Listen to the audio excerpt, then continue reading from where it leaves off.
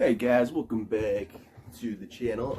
I was gonna make a joke about listening to a Weeknd album for the first time and being that your whole persona, but nah, I wanted to clean up my hair. But anyways, I'm here for another vinyl update. I was originally gonna post this in June, but either I didn't do it because I'm lazy at making content, or I was basically on break the whole time. I was taking a little break from making content for a bit, but yeah, I'm back and we could continue doing stuff and so forth. So anyway, why don't we, I don't want to put it in front, there's too much crap in front of the fucking record player, but anyway, why don't we go ahead and get started.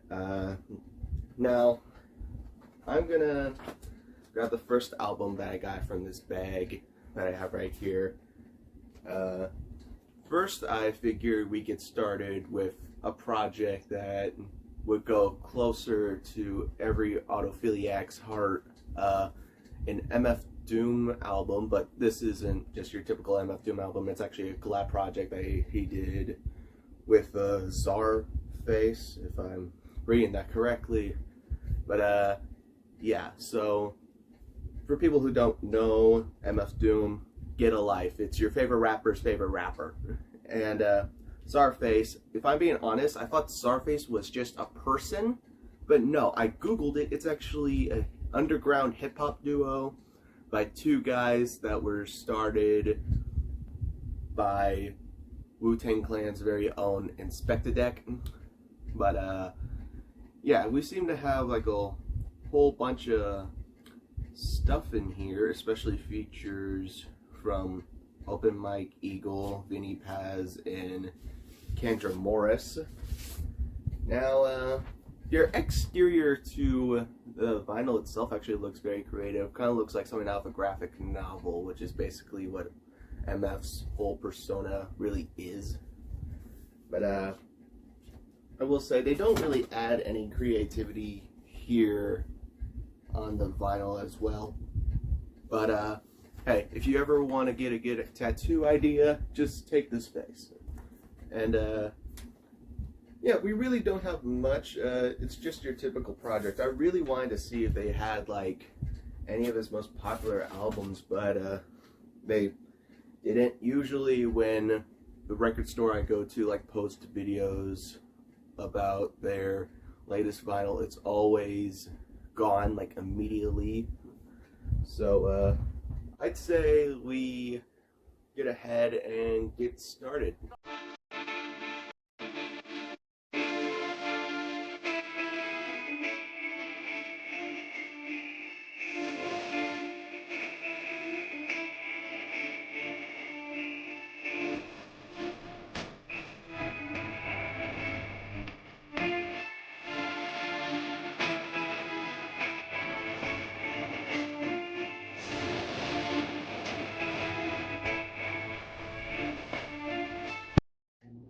So Czarface meets Metalface.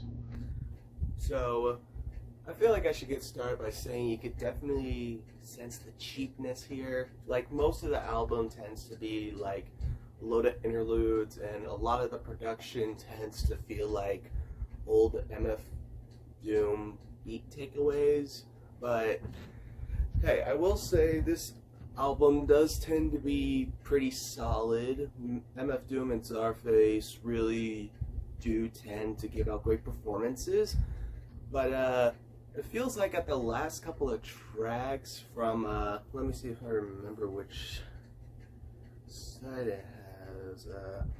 Yeah, I feel like when we get to side B and when we get to Astral Traveling, that's when it really tends to get lowered when it gets to the end of these final tracks right here. But nah, I feel like this album just doesn't tend to be over exciting, but still tends to be quite good and a quite solid project for both groups here, for the different personas, right?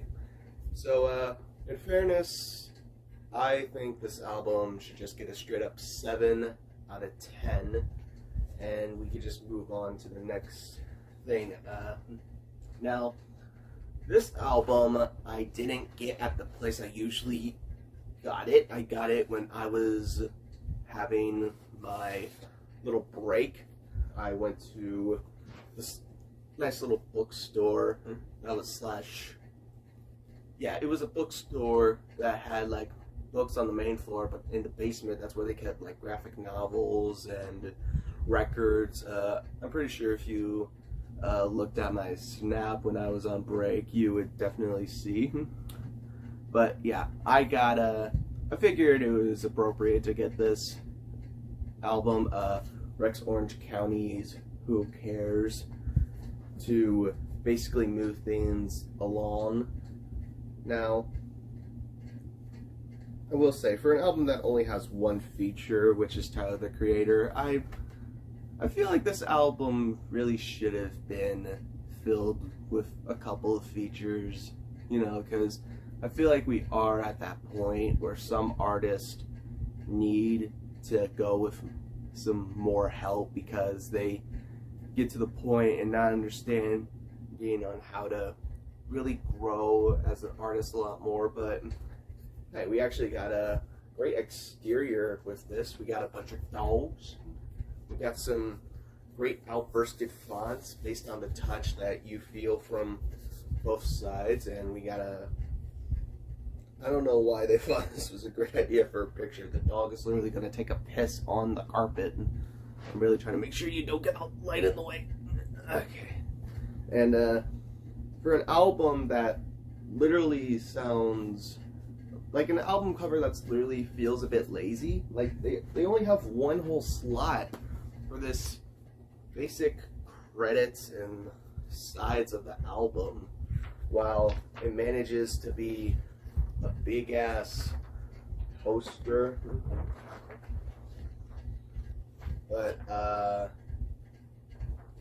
yeah, I don't know what I'm gonna do with this. I think I'm just gonna keep it in with the rest of the vinyl.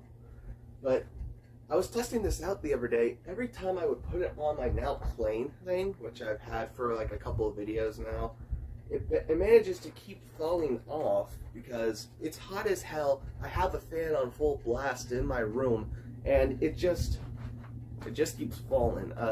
I would turn it down, but I'm pretty sure it's 100 degrees outside. So yeah, I think I'm just gonna keep it in here, and we could just hurry up and move on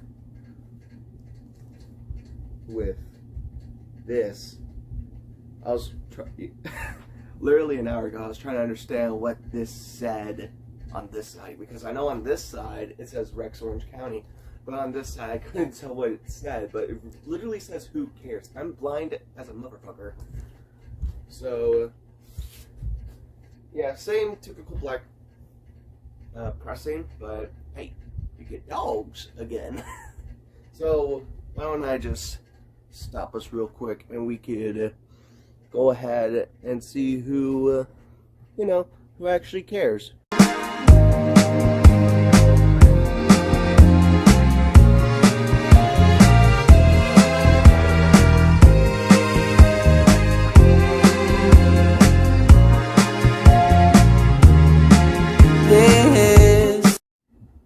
So to put this whole album into a retrospective, the pressing's standard, but everything works good. I feel like the album is a lot more memorable on the first half than the other half, because I barely remember anything from the other half, and I just listened to the whole damn thing.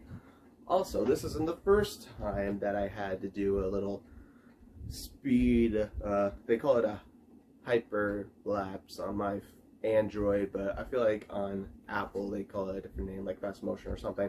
But yeah, to be fair, this album is actually quite standard. I feel like it's I feel like it's definitely a lot better than Pony, but it's not as great as Apricot Princess was.